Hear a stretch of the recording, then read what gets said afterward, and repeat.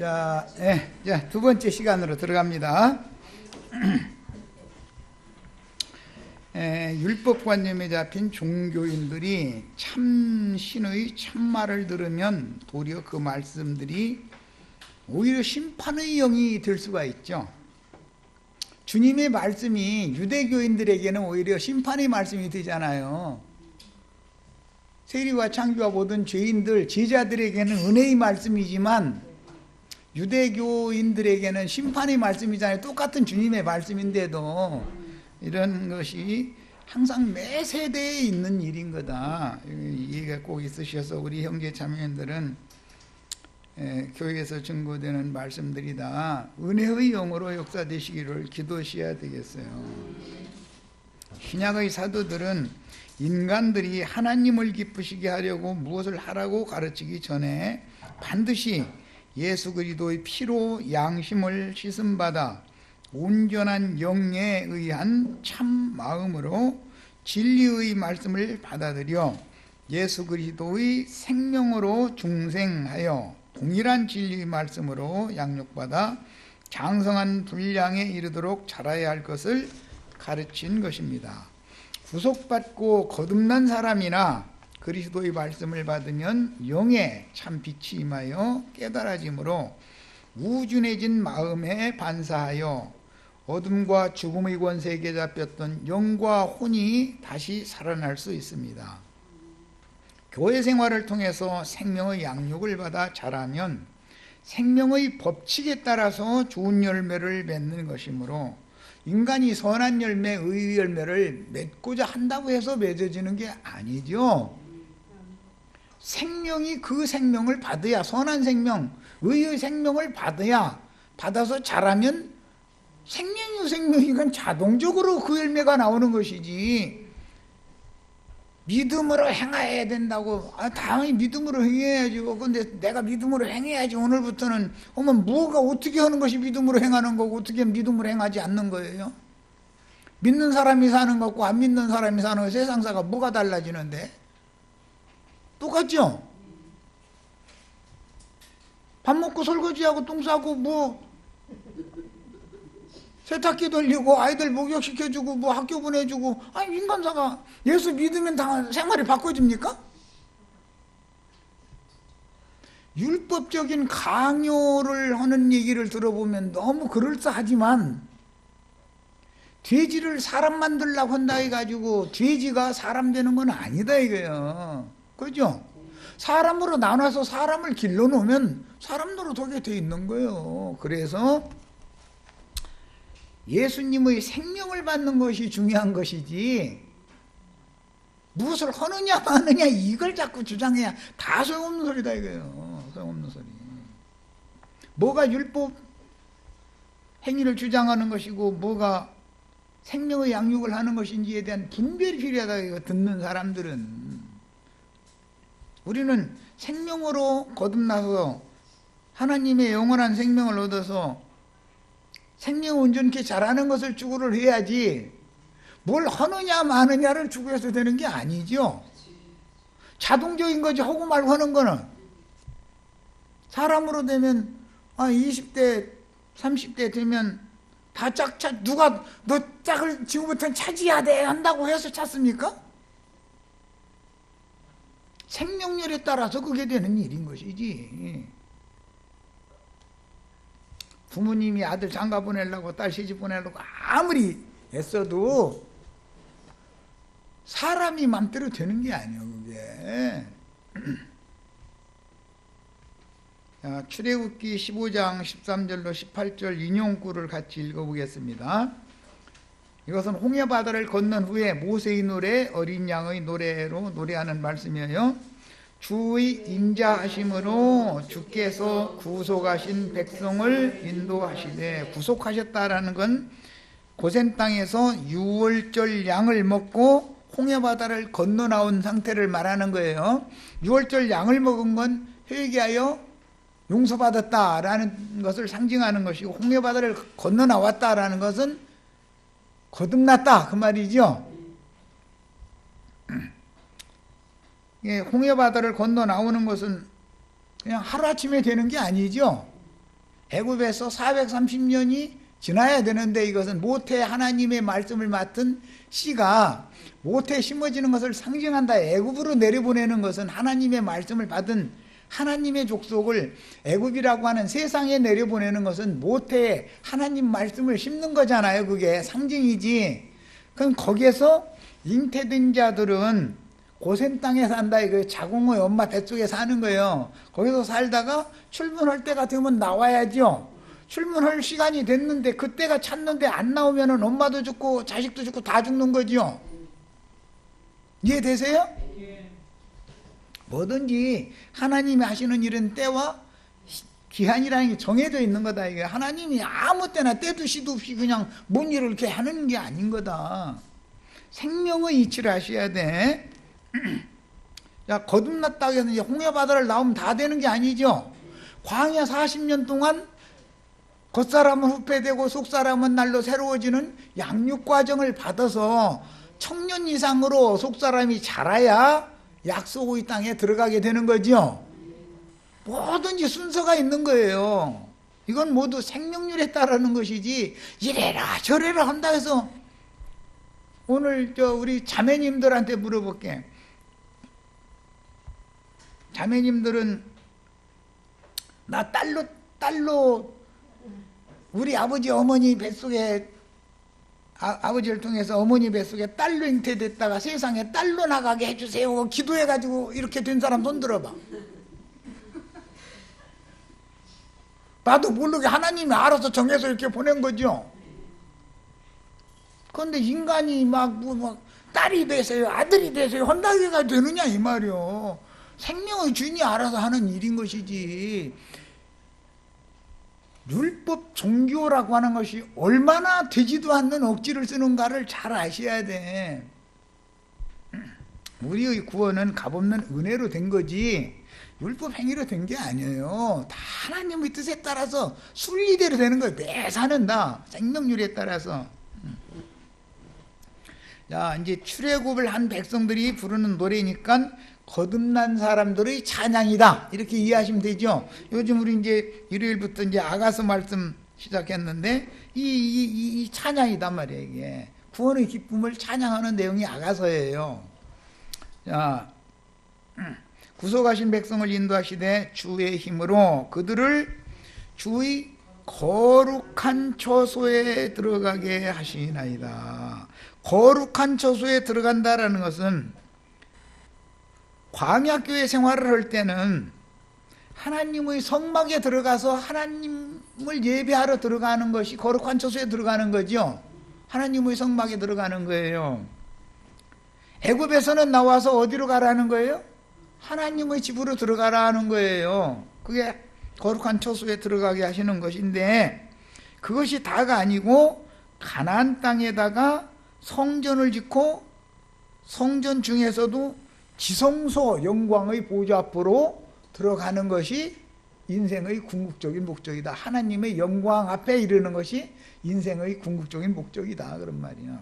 이것을 완성하는 것은 계시록에 거룩한 성 예루살렘에는 하나님의 영광의 빛이 거기는 밝게 비친다는 곳이잖아요. 거기에 들어가게 하려고 애굽에서 유월절 먹게 하고 홍해바다를 건너서 이렇게 거듭나게 하고 광야 교회 생활을 통해서 속사람을 자라게 하고 가나안 땅에 들어가서 일곱 귀신들을 정복하고 발로 밟는 전쟁을 하게 하시는 거예요. 그래서 땅을 정복을 할 때 내 발밑에 있어야지 이제 이게 하늘 군대가 되는 얘기를 한 거예요. 오늘 우리 형제 자매들도 다 일곱 귀신들을 내 발밑에 두는 그런 예수님만 갈릴리 바다 위를 걷는 것이 아니라 우리들도 다 세상이 내 발밑에 있어야지 세상 물 위에 수면에 운행을 하는 것을 배워야지 물속에 빠져들어가가지고 꼴꼬닥하고 죽는 것만 계속 그걸 수십 년 동안 계속 그 가르침을 받으면 뭐가 되냐 그 말이요. 그러다 인생 마치면 큰일 날 뻔했죠. 김희분 자매님 큰일 날 뻔했지. 물속에 다 기품의 물속에 빠져 죽게 만드는 그것만 계속 여태 가르침 받아와가지고 어떤 것은 말씀 들어보면 전에 들었던 말씀이 이게 적용이 되는 것도 있는데 어떤 것은 너무 엉뚱난 것이 많지요. 그게 왜 그래요? 혼잡하게 가르쳐놔서 그렇다. 이거 진리를 일관되게 가르치질 않고. 그런데 여러 나라가 듣고 떨며 그랬는데 이 여러 나라는 사실은 만국이지만 7 족속들로 상징이 되는 거예요. 이것은 가나안의 7 족속이라는 건 신약에는 인간들이 마음속에 여러 귀신들이 군대 귀신이 들어있지만 7 귀신으로 대표가 된다 그런 말이에요. 7 귀신들은 온 땅에 주님이 세운 7 교회들에게 마귀가 사탄이 보낸 가라지 씨를 뿌리는 악한 자의 아들들이 교회를 지가 차지하고 앉아서 신자들에게서 영광을 지가 도둑질을 하고 있으면 이게 귀신의 집이다 그런 말이야. 그게 큰 성 바벨론이죠. 귀신의 집 이해하셨죠? 귀신의 집에서 이제 우리는 다 나와야죠.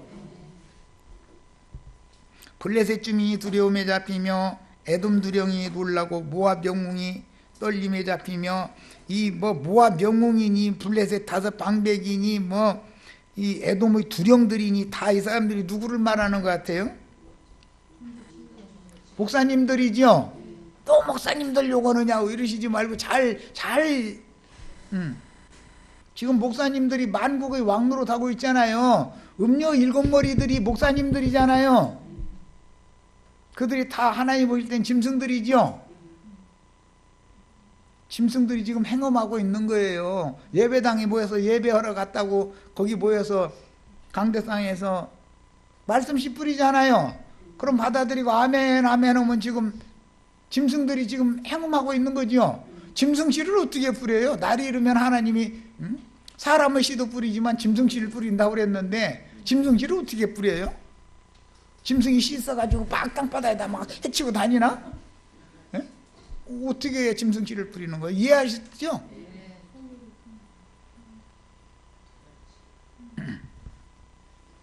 들짐승 중에서 가장 간교한 짐승은 뱀이라고 그랬는데 이 뱀의 사자들을 통해서 하나님 말씀을 혼잡한 말씀의 씨를 뿌린다 이거 인간들이 마음에다가 이게 짐승의 마음을 넣어주는 거다 이거예요. 자, 그 다음에 놀람과 두려움이 그들에게 임함에 즉 목사님들에게 임하는 거예요. 주의 팔이 크므로 그들이 돌같이 침묵하여 싸우니 여호와여 주의 백성이 통과하기까지 곧 주께서 사신 백성이라고 그랬는데 예수님의 피값으로 우리 형제 자매님들이 영혼이 사신바 되었죠. 그 우리는 다 그리스도의 것이 되었잖아요. 이제 마귀의 것이었다가 사신 백성이 통과하기까지였나이다. 사신 백성을 홍해바다를 통과하게 하려면 물을 말려야 되지 않냐 이거요. 길을 내야 되니까. 애기 나오는데 그냥 지멋대로 입으로 나오고 막 귀로 나오고 이렇게는 안 나올 거 아니요. 나오는 통로가 있는 것이고 통로도 열려야 되는 것이고 하나님이 열어야 되는 것이지 막 힘줘 그러면 안 힘준다고 나옵니까? 날 때가 돼가지고 애가 정상적으로 문을 찾아가지고 딱 돌아가지고 반바퀴를 돌아야죠. 정상적으로 여기서 자기 나올 길을 딱 찾아야 그때 자연적으로 힘이 주어지죠. 힘줘한다 그냥 깜깜한다고 해서 애기가 귓속으로 나오고 많이 콧속으로 나왔다. 만약에 그렇다면 그게 얼마나 종교적인 가르침들이라는 거 억지 쓰는가를 지금 비유들어 드리는 거예요. 생명률에 따라서 다 하나님이 하시는 것이지 사람이 물을 한다는 거예요. 사람이 하기는 하나님이 하실 수 있도록 사람은 순종하는 것을 배워야 할 뿐이지. 광야교회 생활을 40년 동안 가르치는 게 뭐예요? 사실은 순종을 가르치는 거잖아요. 많은 고난으로 말미암아 예수님도 하나님의 아들이시지만 많은 고난으로 말미암아 순종을 배워 온전케 되셨다 그랬어. 순종 배우는 것이 온전케 되는 거예요. 뭐에 순종해야? 생명률에 의지하고 맡길 줄 알아야 된다. 이렇게 믿음이잖아요. 그런데 내가 나서 뭘 자꾸 하려고 해서 하면 못 당해 이 사람. 그런데 또 그 사람들 또 얼굴 쳐다보면 또 항상 기뻐하라겠다고 얼굴에 해같이 빛나. 그냥 예수 믿고 막 축복 받으세요. 어느 사람들 보면 찡그리 감서 뭐 예수 믿습니까? 그들의 예수? 전도하는 사람들 그 보면은 전철 이런 데 전도하는 사람들 보면 얼굴이 막 방실방실 하잖아요. 기뻐가지고. 그런데 그게 혼취한 것이지 영이 기쁜 게 아니다 그런 말이야. 주께서 백성을 인도하사 출애굽을 했으면 이제 광야길을 인도하시는 거예요. 출애굽을 하는 과정도 바로 고센 땅에서 바로 홍해바다로 바로 그날 나오는 게 아니죠. 6월절 먹고 사흘길을 빙 돌아서 이게 180도를 이렇게 도는 거예요. 그거 보면 참 놀라워. 우리 자매님들 애 낳았으니까 뭐 이제 얼렁얼렁 알아듣겠지. 180도 돌아야죠. 그래야 길이 열리는 거예요. 그래서 사흘 동안을 이렇게 길을 애굽의 홍해바다 이쪽 편에 있는 길을 사흘을 이렇게 180도를 빙 돌아가지고 홍해바다에 열리면 광야로 딱 나오는 거예요. 이게 너무 놀라워하죠.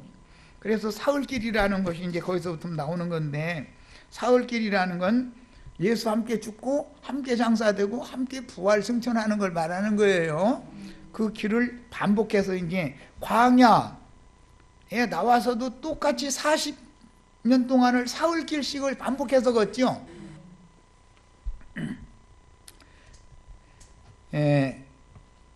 그 다음에 그들을 주께서 백성을 인도하사 그들을 줄쳐놓습니다. 주의 기업의 산에 심으시리다 그랬어요.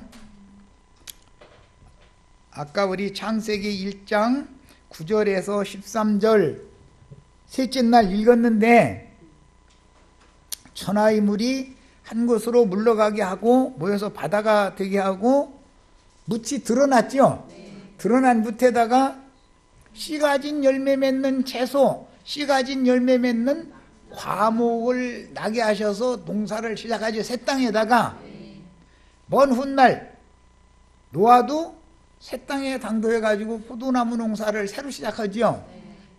이런 것이 전부 비유다.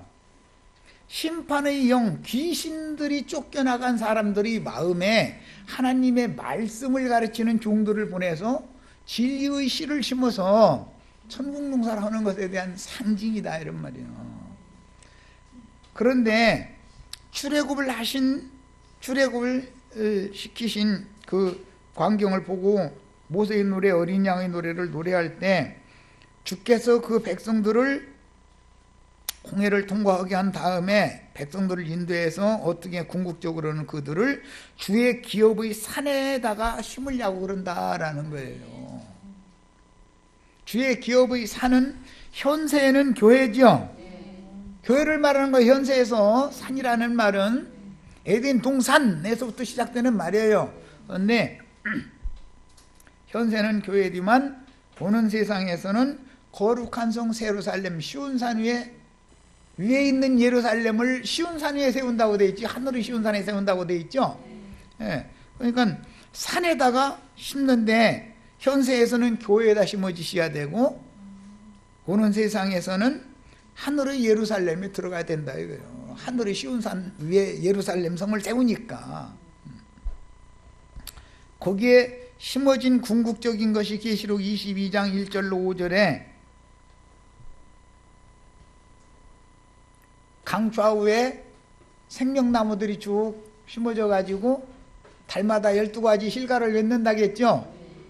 오늘 우리 형제 자매님들 나 지금 이제 새하늘과 새 땅의 생명 강 좌우에다가 형제 자매님들의 영혼을 심는 얘기까지 끌어간 거예요. 천국농사의 완성이다 이게. 천국농사의 완성은 생명강 좌우에 심어진 생명나무들이 되는 거죠. 아멘 하셨어. 이제 내가 이제 한참 지나서 이제 다 물어볼 거야. 이제 그때 하셨는데 잊어먹었다고 할지 또 엊그제 얘기한 코스모스에 대해서도 아무 생각 없고 나만 쳐다보면 어쩌자 하는 건데.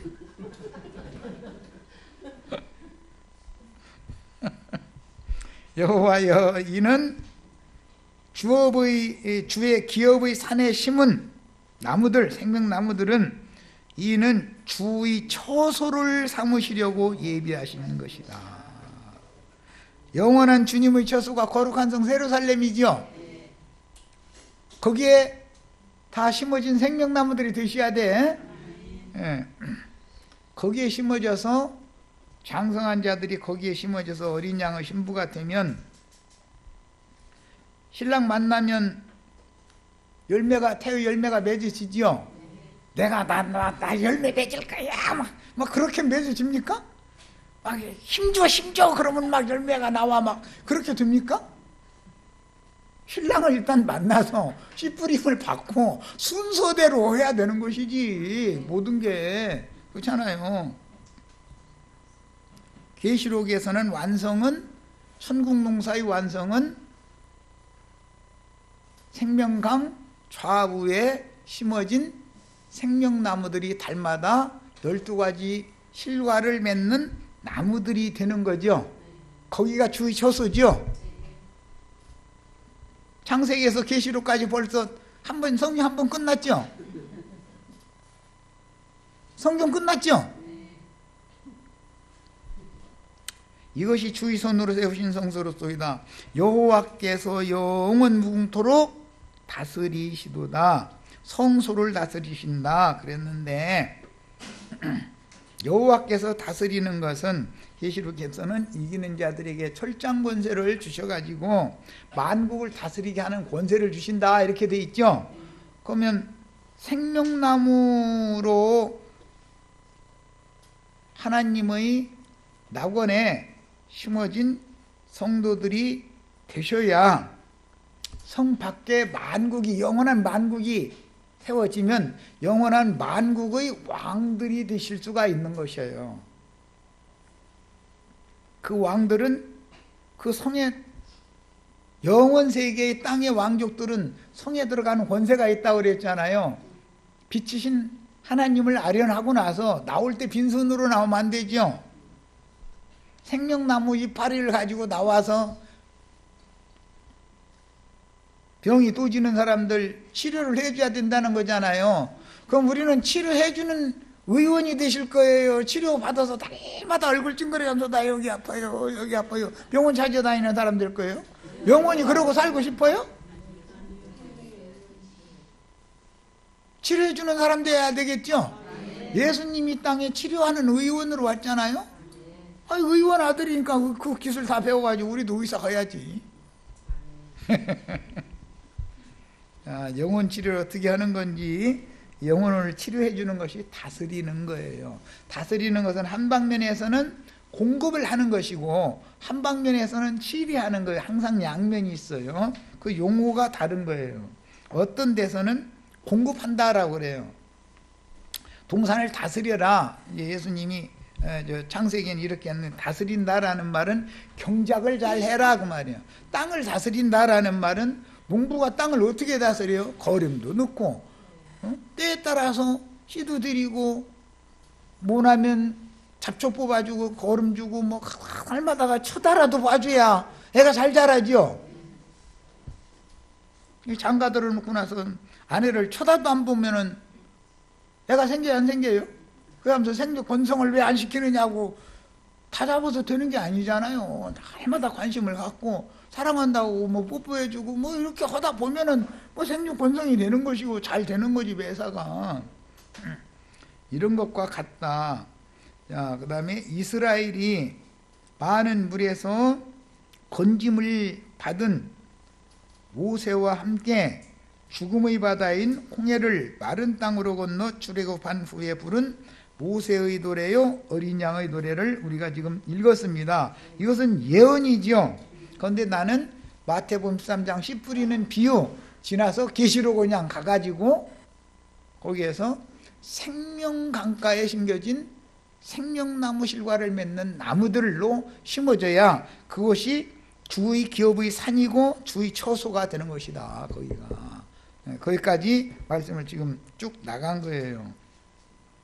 자, 이제 드러난 무치라 할지라도 즉 귀신들이 쫓겨난 땅, 마음, 노, 종류가 여러 종류죠. 마태복음 13장에 보면 다 똑같은 땅이 아니잖아요. 인간 나라에서 보면 땅이 기름지고 좋은 땅도 있고 농사가 도저히 안 되는 땅도 있고 있잖아요. 그런데 우리는 기왕이면 좋은 땅이 되셔야 되겠어요. 좋은 땅은 그럼 어떻게 하는 것이 좋은 땅이냐? 내가 어떠한 죄인이며 얼마나 큰 죄인인 것을 깨닫고 깊이 뉘우친 사람이어야 된다. 지금 이 말을 한 거예요. 좋은 땅이다, 좋은 밭이다 라는 말은 흙이 깊고 거름기가 많으면 좋은 밭이잖아요. 이것은 깊이 뉘우친 사람이다. 첫째는 흙이 깊어야 된다 이거예요. 심중이 그 사람의 마음 씀씀이가 깊이가 있는 사람이 돼야만 좋은 땅이죠. 그런데 흙은 깊지만 거름기가 없으면 농사를 할 수가 없는 거지요. 거름기가 많다는 것은 내가 얼마만큼 부패하고 썩은 인간인가를 그만큼 많이 깨달았다 그 말이죠. 이해되세요? 좋은 땅 얘기했어요. 신약성경의 누가복음에서 가서 몇 절 읽고 오겠습니다.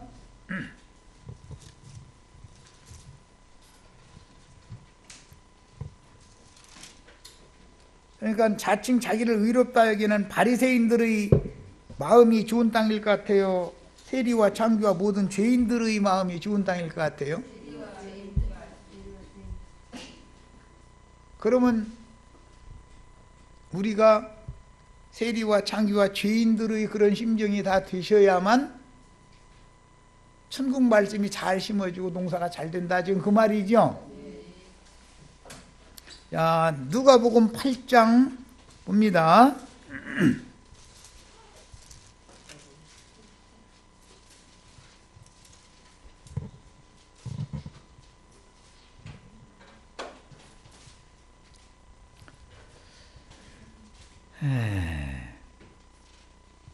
(4절부터) 15절까지 그냥 설명 없어도 되니까 읽어보면 이해가 됩니다. 각 동네 사람들이 예수께로 나와 큰 무리를 이루니 예수께서 비유로 말씀하시되 씨를 뿌리는 자가 그 씨를 뿌리러 나가서, 여기 씨 이야기는 창세기 1장 9절에서 13절에 나오는 말씀이었죠. 채소인데 무슨 채소?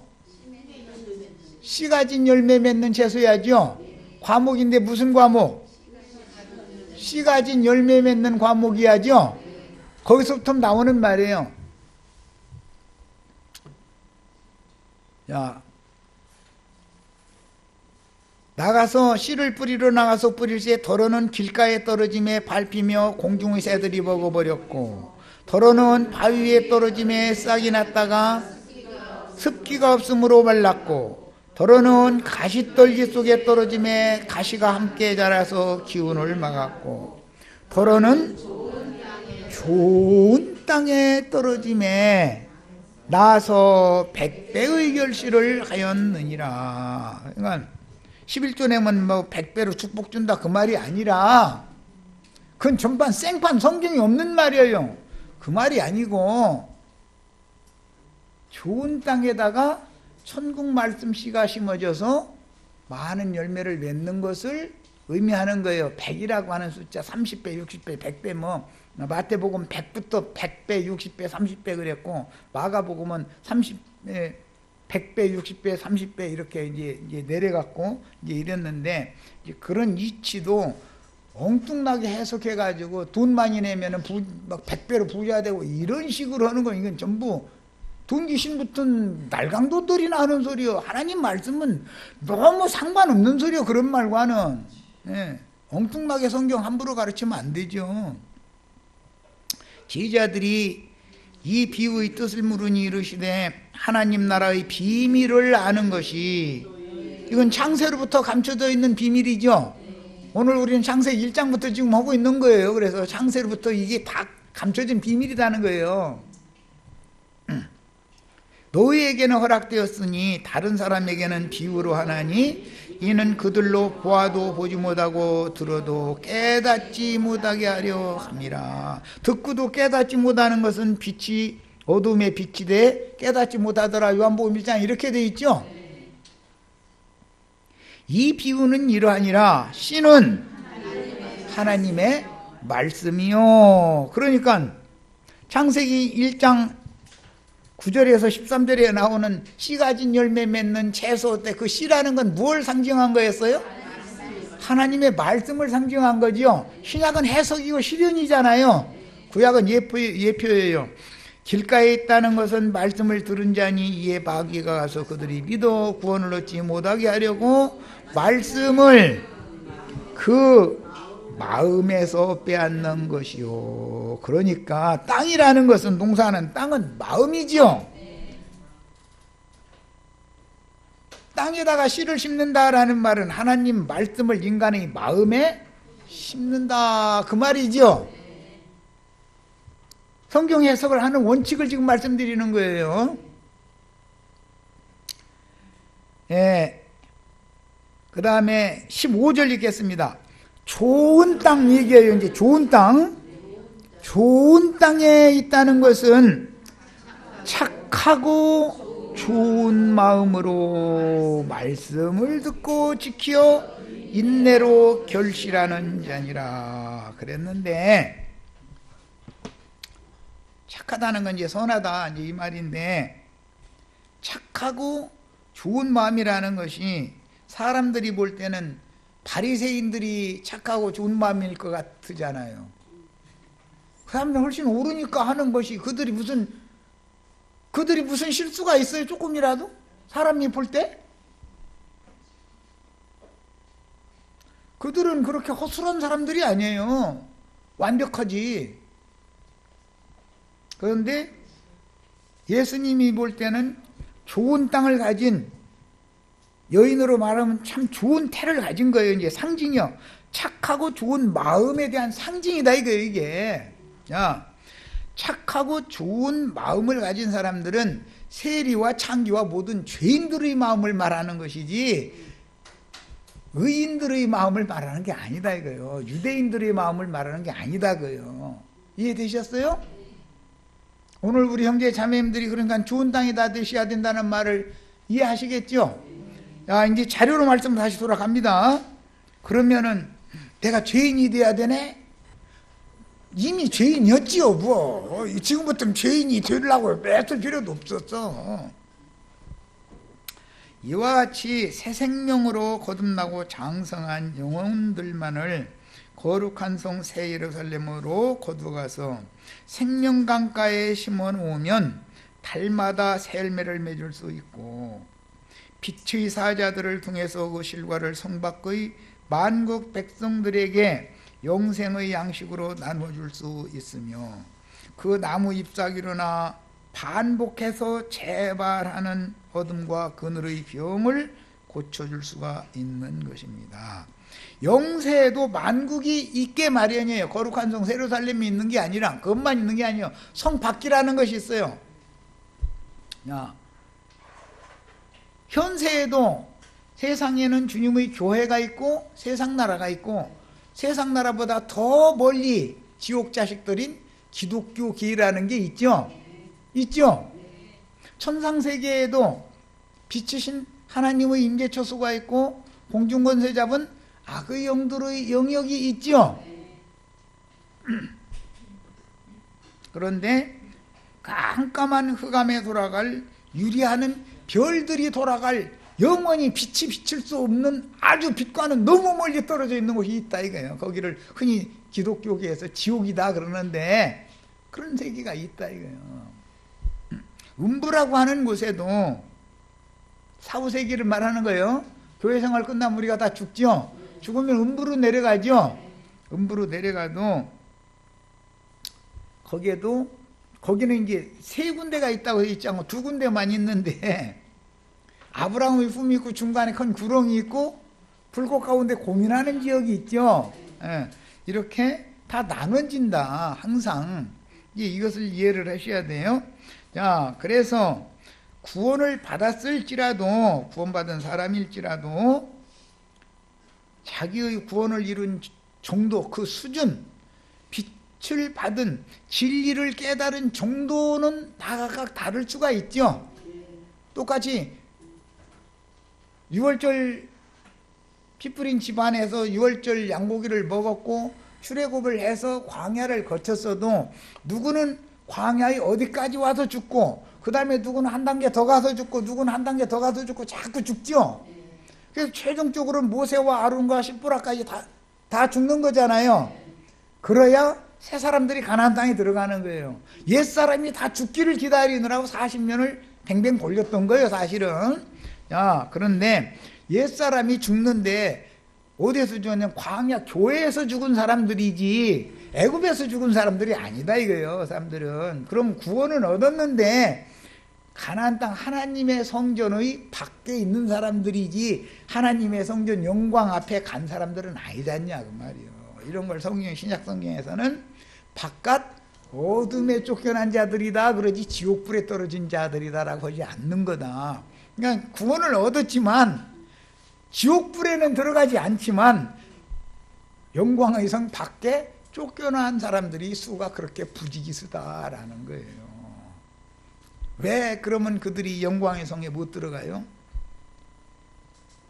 빛을 받아들이려고를 이 생에 살아있는 동안에 하나님의 영광 빛을 받아들이지를 않으려는 생각을 가지고 있었기 때문에 예를 들어서 갓난 아기는 사물을 흐뭇하게 봐야죠. 만약에 갓난아기 낳자마자 시력이 4.0, 5.0으로 저 몽골 사람들 눈 준 사람은 4.0 이상이라는데 우리나라는 1.0만 돼도 눈 좋다고 그러는데 몽골은 초원이 하도 넓고 그냥 하다 보니까 하늘과 땅이 그냥 맞다 그래서 눈들이 다 그렇게 좋대잖아요. 뭔데 이게 막 수키로 떨어진 거 토끼 지나가는 것도 다 보고 매 가지고 날려보내서 그 사냥하고 다 그런다는 거예요. 그게 보이니까. 우리 같은 사람 거기서 사냥을 하고도 보여야 말이지. 뭐 수키로 떨어진데 뭐 토끼가 없는 게 어떻게 보입니까? 우리 같은 눈으로요. 그런데 거기서 태어난 사람들은 그렇다는 거예요. 이것도 우리 원시한 눈, 밝은 눈을 다 가져야 된다. 마음 눈이 밝아져야 된다는 설명을 하고 세상사로 비유를 들은 거예요. 또 몽골 얘기했었더만 이러시지 말고.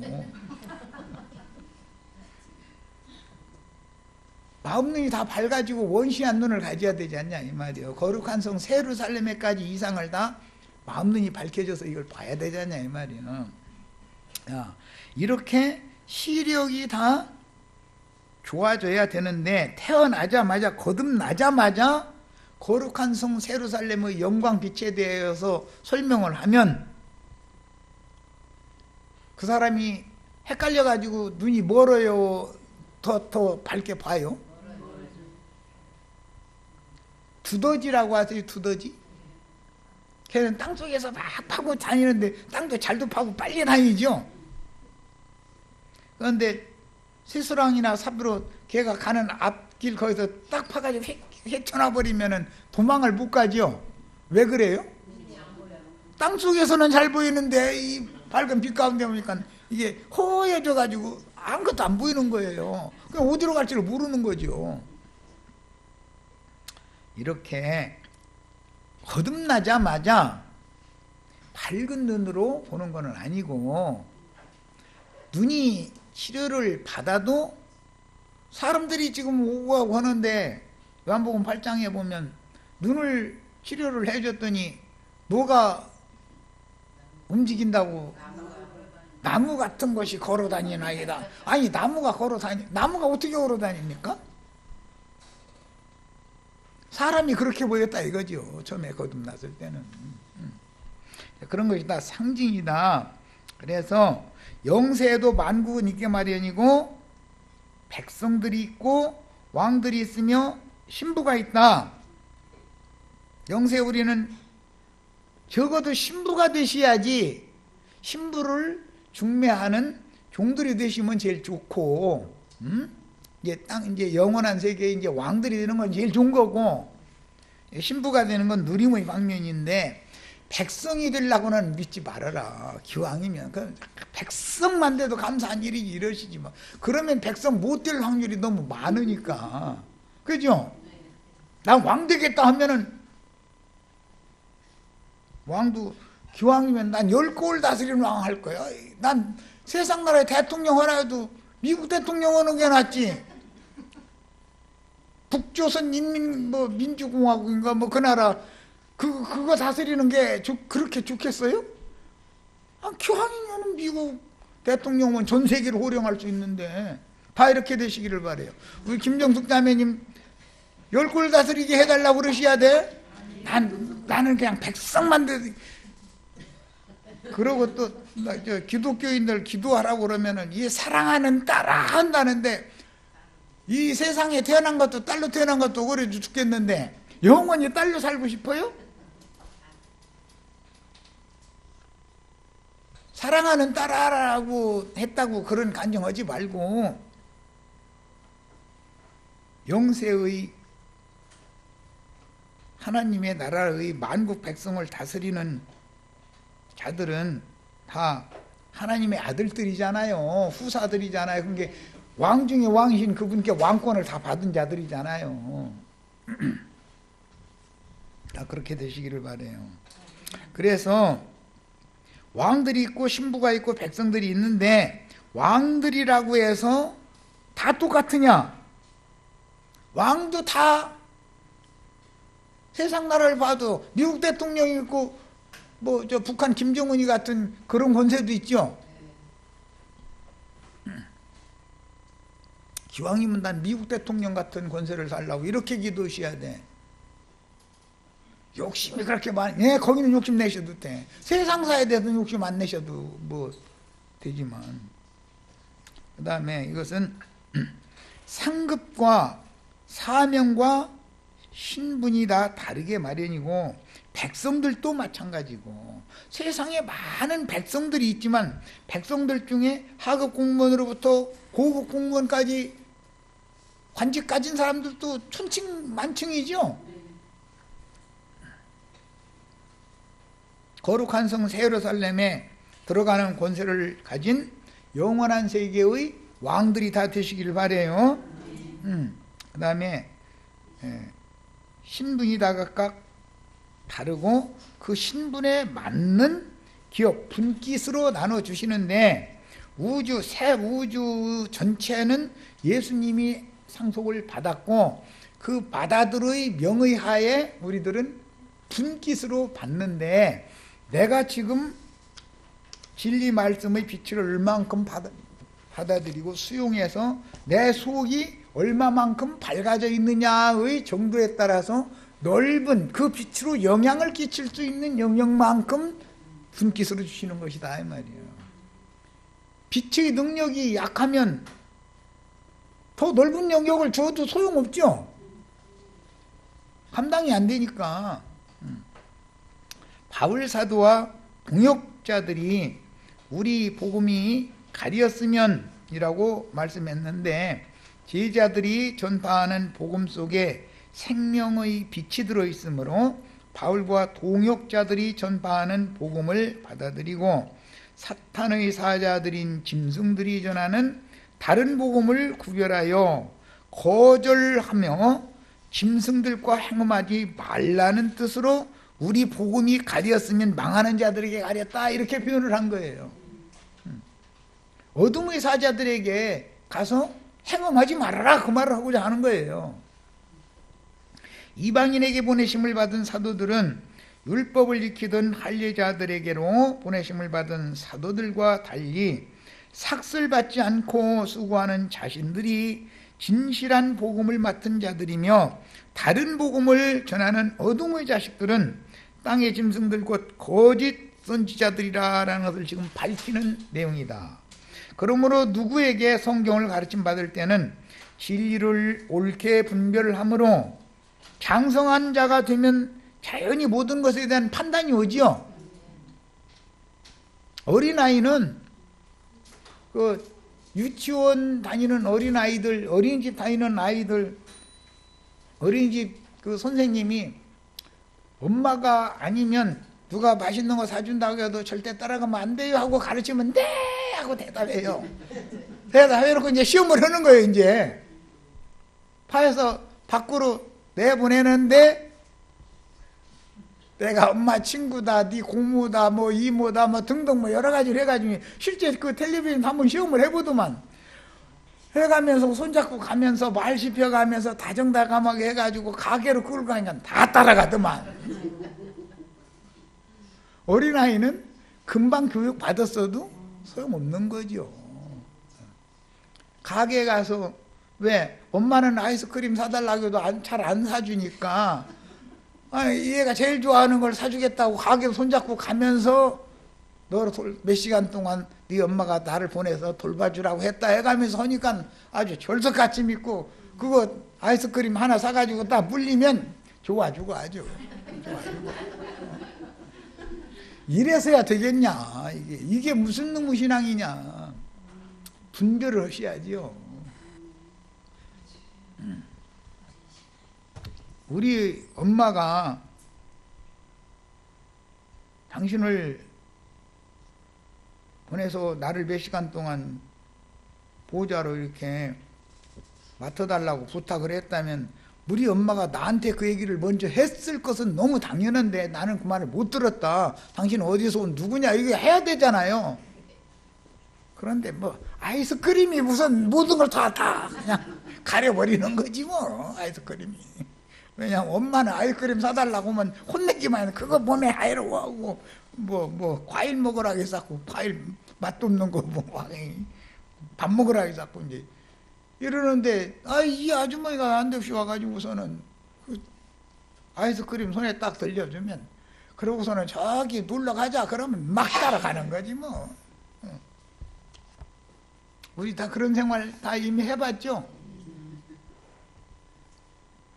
하나님의 신은 우리 마음 땅을 덮고 있는 그 심판의 물 거짓의 영 즉 수면에 운행하고 계셨다가 다른 복음의 거짓 교리들과 진리가 혼합되어 덮고 있는 그 천하의 홍수물을 한 곳으로 모이도록 명하신 후에 묻히 드러나게 하시는 것의 시련이 요한복음의 침례 사역이요 그 땅에 진리의 말씀 씨를 심어서 천국 농사의 새 일을 시작하시는 분이 옛 창조의 일은 창세기 1장에서 다 마쳤죠.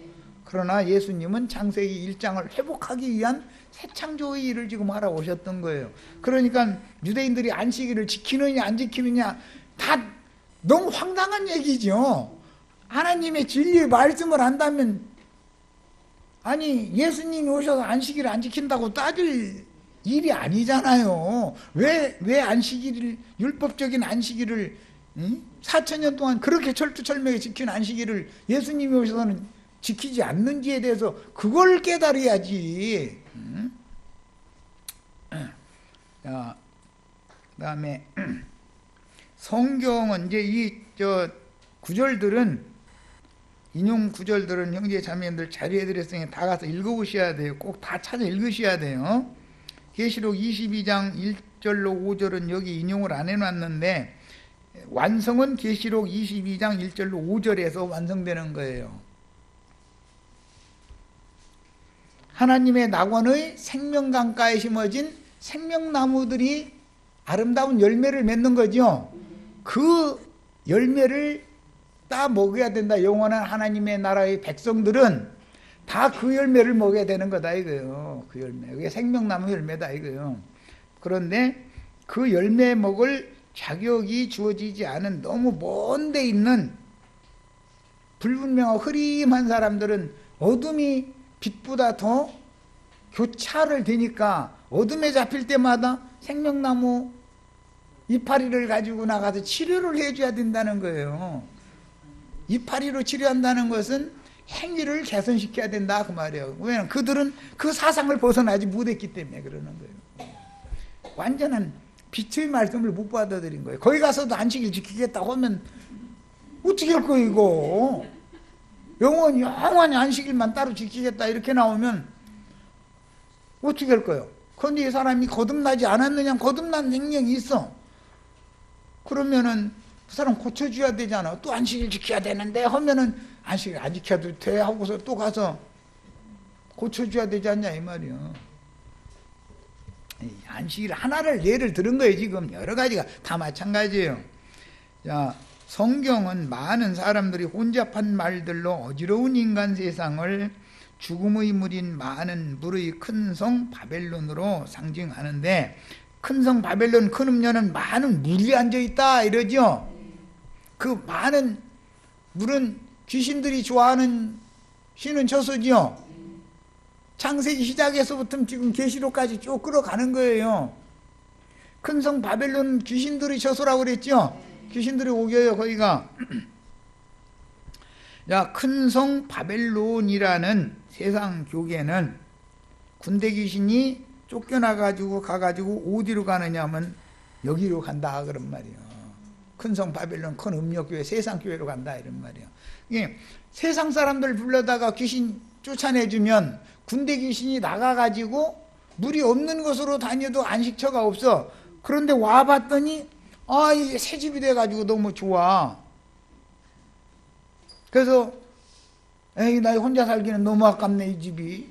넓기도 너무 넓고 좋네. 이제 이러니까 가서 동무귀신 7을 데리고 들어갔다는 거예요. 그것이 무엇이 돼요? 귀신의 처소인 베델이 아벤이 되는 이야기인 것이고 큰성 바벨론이 됐다 이거예요. 야, 그러니까 종교인들은 세상 사람보다 배나 더 깊은 지옥에 떨어져 있는 거죠 현재. 그런데도 우리 목사님도 9월의 말씀이 있는데 있죠. 있는데 혼잡하게 가르치는 것이 문제라니까. 혼잡하게 뭐가 뭔지 구분이 없어. 창세기 시작해서 오늘 우리는 지금 셋째 날 얘기를 끌고 나와가지고 땅에 농사 짓는 얘기, 좋은 땅은 뭐고 해서 이제 새 하늘과 새 땅이 제일 좋은 땅이죠. 그 땅에 심어진 나무가 돼야 된다는 것까지 지금 이게 쭉 끌어가서 말씀을 나눈 거예요. 나중에 시험 볼 거니까 이제 잘 출애굽기 15장 아까 읽었죠. 주의 거룩한 처소를 삼으려고 주의 산에 출애굽한 하나님의 백성들인데 해서 그 주의 산에다 심어놓는데 그게 주의 거룩한 처소가 된다는 거잖아요. 그러면 산이라는 얘기가 나오면 벌써 창세기 에덴 동산에서부터 계시록까지 하늘의 시온산 얘기까지 쭉 이게 연결이 돼야 되지 않냐 이 말이요. 그런데 음녀도 7산 위에 앉았다고도 돼 있죠. 계시록 17장에 보면 음녀가 앉은 7산은 7 왕족들이다, 땅의 왕족들이다 그랬어요. 그런데 그들이 다 짐승들이다 그랬어요. 그래서 그 음녀가 짐승을 타고 앉았다라고 설명을 뒤에 해놓은 거예요. 아니 짐승 타고 앉은 여자가 어디가 있습니까? 인간적으로 보면 얼마나 흉측스러운 욕이에요 그게. 그런 욕설이 어디가 있어. 그런데 성경에 이렇게 비유를 해놓는다 이거예요. 많은 물은 증인들이 보내심을 받은 많은 백성과 나라와 방언과 임금들이라고 하셨으니 사탄의 종교체제인 이 세상의 영으로 종교체제를 갖춘 마귀의 질서체계인 발람들과 니골라당의 세상 교계가 곧 영영한 불못의 중심, 영원한 어둠의 세계의 그 중심이 뭐냐? 기독교 기가 되는 것을 말하는 거다 이 말이에요. 세상 나라의 중심이었죠 지금. 세상 사람들이 정신세계를 지배하는 게 기독교계잖아요. 성경은 전부 영혼세계라는 건 정신세계, 영과 마음세계를 지금 다루는 것이니까. 야, 거룩한 성 새 예루살렘은 메시아 왕국의 중심이죠. 우리는 여기에 다 들어가는 권세를 받으셔야 되는 거예요. 거기에 심어진 나무들이 되셔야 되는 것이고. 자, 여기까지 두 번째 시간 마칩니다.